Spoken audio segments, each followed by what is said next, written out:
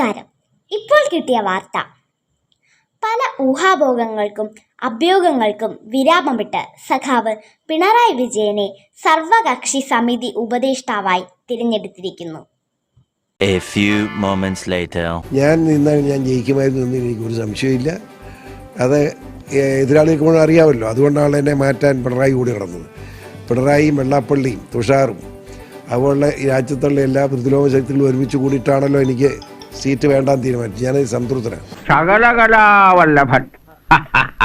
ഒരു റിട്ടയർ ചെയ്ത ഒരു IPS ഉദ്യോഗസ്ഥൻ ആണ് ശ്രീമതി പത്മജ വേണുഗോപാൽ BJPയിൽ ചേരുന്നതിന് BJPയുമായി ഈ ഇടനിലക്കാരനായി പ്രവർത്തിച്ചത്.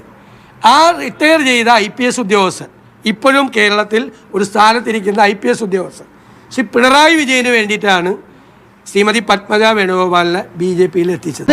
അപ്പൊ അങ്ങനെയാണ് സംഗതികളുടെ കിടപ്പ്.